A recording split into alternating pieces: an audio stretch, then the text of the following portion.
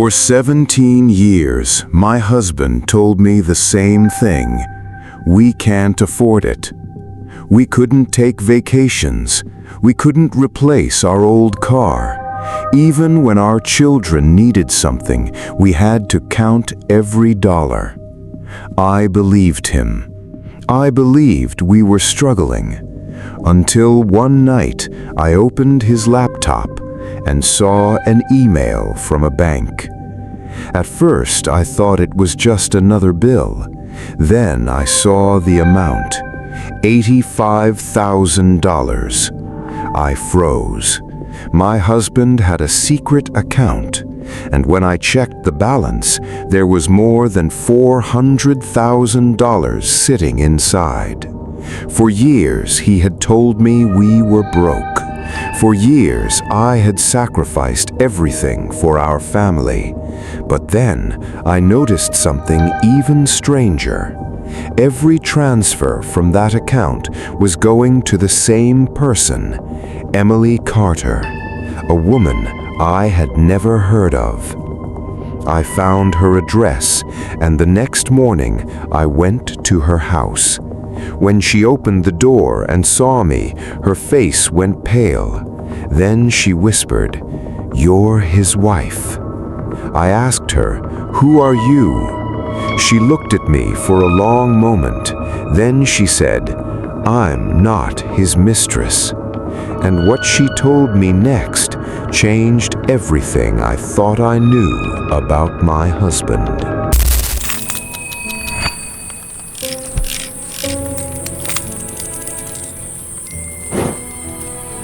For 17 years, I believed my husband and I were simply struggling. Not poor, not desperate, just careful. Every month, my husband would sit at the kitchen table with the bills and say the same thing. We have to be careful. We can't afford unnecessary things. So, I learned to live with less. We stopped taking vacations. I kept driving the same old car. When the kids needed something, I compared prices before buying anything. Sometimes I even picked up extra hours at work. I never complained, because I believed we were doing it for our family. And I believed my husband was making the same sacrifices. At least, that's what I thought. One ordinary night, our daughter asked if we could take a family trip that summer. My husband immediately shook his head. "Not this year. We don't have the money." I looked at my daughter and tried to hide my disappointment. "Maybe next year." She nodded. But after she left the room, I noticed something strange. My husband didn't look worried. He looked guilty. I asked him what was wrong. He quickly smiled.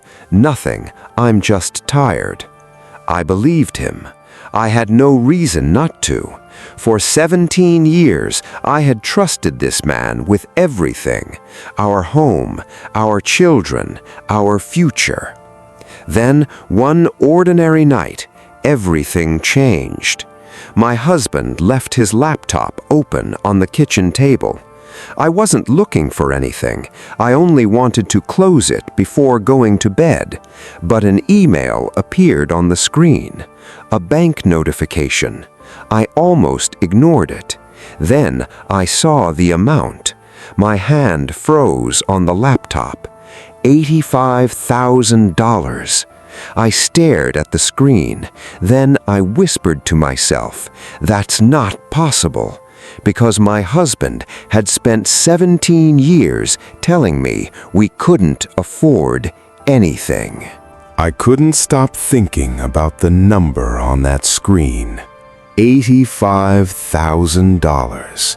I read the email again, then again. Maybe I had misunderstood it. Maybe it was a payment from someone else. Maybe it was an old transaction. I tried to convince myself there had to be a reasonable explanation. Then I noticed the account number. It wasn't our joint account. It wasn't the savings account we used for the children.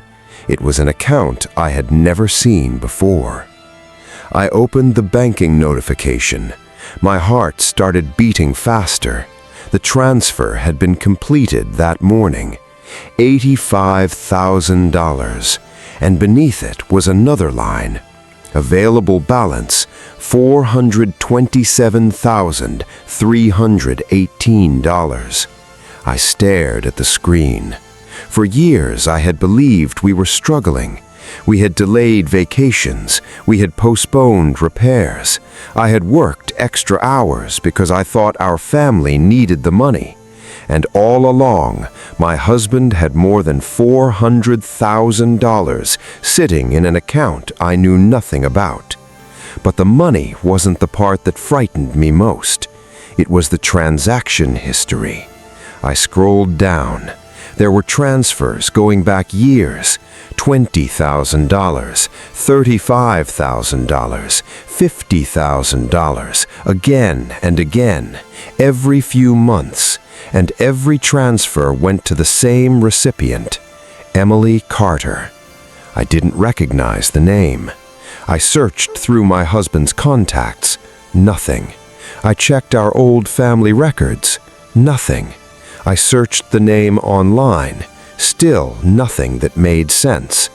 Then I saw an address attached to one of the transactions, a house in another town. I wrote the address down. My hands were shaking. I heard the garage door opening. My husband was home. I quickly closed the laptop. He walked into the kitchen and smiled at me. "Hey, everything okay?" I looked at him.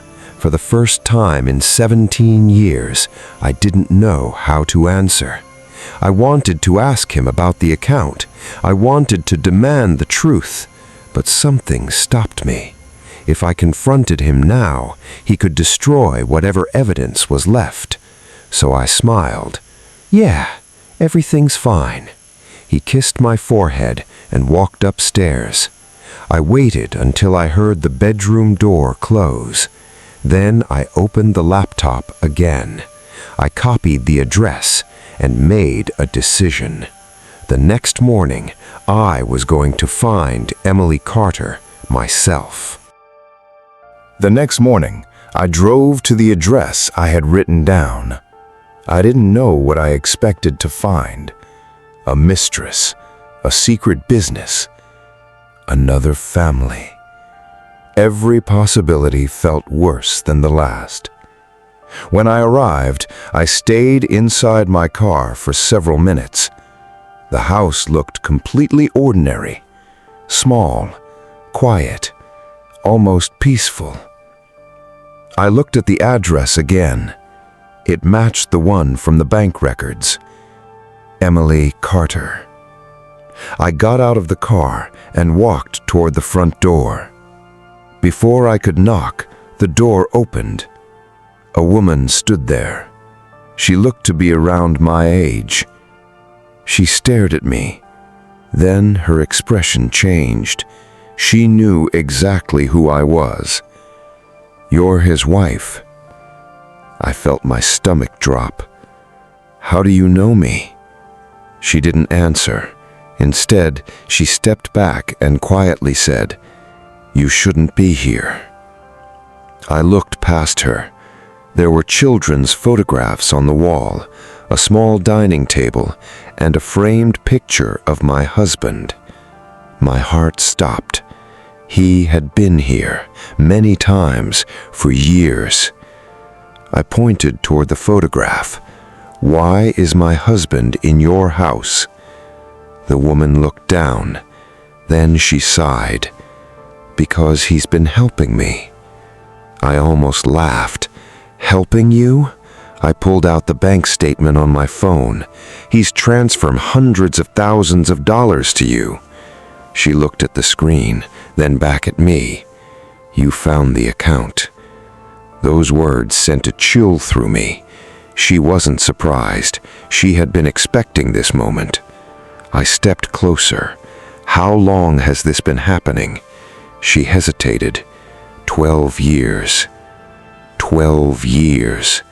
My husband had been sending money to this woman for 12 years without telling me. I felt betrayed all over again. Then she said, "But you have the wrong idea." I stared at her. What idea? She looked directly into my eyes. "You are not his mistress." I didn't know what to believe anymore. Then she walked toward a hallway and opened a door. Inside was a bedroom. On the wall were dozens of photographs. One of them stopped me cold. It was a photograph of my husband holding a young boy. I recognized the boy immediately. My heart began pounding, because that boy wasn't Emily's son. It was my son. And suddenly, the secret account wasn't about another woman. It was about something my husband had been hiding from our entire family. Something connected to our son. Something I had never been told. I couldn't take my eyes off the photograph. My husband was standing beside our son, but the photograph was taken 12 years ago. My son was only a child. I turned toward Emily.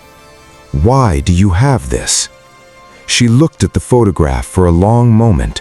Then she said quietly, "Because your husband asked me to keep it." I felt my anger returning. "Why?" Emily didn't answer immediately. Instead, she walked into another room and returned with a thick folder. She placed it on the table. Inside were medical records, receipts, and photographs. My hands began to shake. There were hospital documents with my son's name on them, dates I recognized, years I remembered as some of the hardest years of our marriage. I looked at Emily.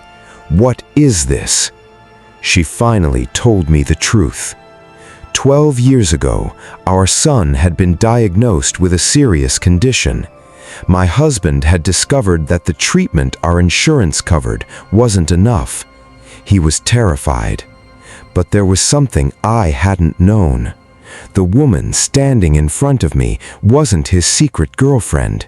She was a former hospital administrator who had helped him find specialized treatment. When the treatment became too expensive, my husband started paying the bills himself. And when our savings began disappearing, he told me we were simply struggling financially.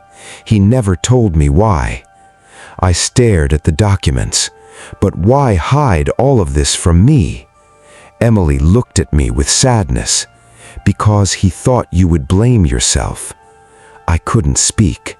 For years, I had wondered why my husband had become obsessed with saving money. Why he worked late, why he refused to take vacations, why he always said we had to be careful. I thought he was hiding money from me, but he had been hiding something else.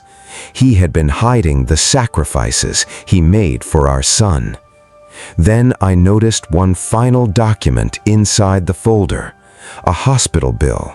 The date was 12 years ago.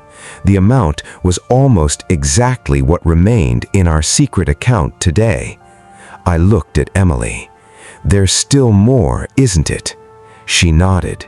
Then she said something that made my heart sink. "Your husband didn't create that account to hide money from you." She paused. "He created it because he knew your son might need help again." I felt the anger disappear, but it was replaced by something worse. Guilt. I had spent the entire night believing my husband had betrayed me, and now I realized he had been carrying a burden alone. But when I returned home that evening, I still had one question waiting for him, because understanding his reason didn't erase the lie. It only made me wonder, why had he believed I couldn't face it with him? I came home that evening with one question repeating in my mind. Why didn't you trust me enough to tell me? My husband was sitting at the kitchen table when I walked in. He looked up. "Where were you?" I placed my phone on the table. Then I placed the photograph from Emily's house beside it. His face changed immediately. He knew. I didn't shout. I didn't cry. I simply asked, "How long were you going to keep this from me?" He looked at the photograph. Then he closed his eyes. "You found Emily." I nodded, and I found the account. For several seconds, neither of us spoke. Then he finally admitted everything. 12 years ago, our son had needed treatment that our insurance couldn't fully cover. My husband had been terrified. He knew how much the treatment would cost. He also knew how hard I had worked to keep our family together. So he made a decision without telling me. He would pay for everything himself. He opened a separate account. He took extra work. He stopped spending money on himself. And whenever I asked why we couldn't afford something, he simply said, "We need to save." I looked at him through tears. "You could have told me." He nodded. "I know." Then he said something that broke my heart. "I was afraid you'd blame yourself." I shook my head. "I would have helped you." He looked down. "That's exactly what I was afraid of." I didn't understand. He continued, "You would have stopped working. You would have sold the house. You would have given everything we had." He looked at me. "I couldn't let you destroy yourself trying to save our son." For the first time, I understood. The money wasn't the betrayal. The secret was. He had spent 12 years carrying something that should have belonged to both of us. I reached for his hand, but before I could say anything, he pulled another envelope from the drawer. He placed it in front of me. "There's something else you need to know." I opened it. Inside was a medical document. My son's name was at the top, and beneath it was a date from only 3 months ago. I looked at my husband. What happened 3 months ago? His eyes filled with tears. The doctors found something again. The room went completely silent. Suddenly, the $400,000 in that secret account didn't matter anymore. The real secret wasn't the money. It was that my husband had been preparing for the possibility that our son might need us again. And this time, he couldn't protect me from the truth anymore. When protecting someone becomes a secret. For years, she thought the biggest betrayal was the secret bank account. She thought her husband had been hiding money from her. But the truth was different. He wasn't trying to build a secret life. He was trying to protect their son. And yet, his intention didn't erase the damage caused by the lie. Sometimes we hide things from the people we love because we believe we are protecting them. We tell ourselves, "They don't need to know. I'll handle it myself. I'm doing this for the family." But marriage isn't supposed to be one person carrying every burden alone. Because when a secret is kept for too long, the person you're trying to protect may eventually feel betrayed instead. The real question isn't always, was he right or wrong to hide the money? Maybe the deeper question is, why did he believe he had to carry the burden alone? Sometimes love makes us protect people, but real trust means allowing the person we love to stand beside us, even when the truth is painful. The secret was never about the money. I looked at my husband across the kitchen table. For years, I thought he had been hiding money from me. Now I understood. He had been hiding fear. Fear that our son might need us again. Fear that I would sacrifice everything to save him. And fear that if he told me the truth, I would carry the burden with him. I reached across the table and took his hand. "You didn't have to protect me from this." He looked at me, tears in his eyes. "I know." I shook my head. You just had to let me stand beside you. For the first time in years, neither of us tried to solve the problem alone. We simply sat there, together. Because sometimes love isn't about protecting someone from pain. It's about facing the pain together. But there was still one question we couldn't ignore. Our son's medical report was sitting between us, and whatever happened next, we would face it together. No more secret accounts, no more hidden letters, no more pretending everything was okay. Just the truth. And for the first time in 12 years, we were finally carrying the same burden. If your partner hid something this important because they believed they were protecting you, would you forgive them? A. Yes. B. No. C. I'd need time. Tell us in the comments. And if this story made you think about someone you love, share it with them. Subscribe to Tribal Survival Feast for more stories about love, betrayal, family secrets, and the truths we sometimes hide from the people closest to us. Because sometimes the truth doesn't break a family. Sometimes it gives them a chance to heal.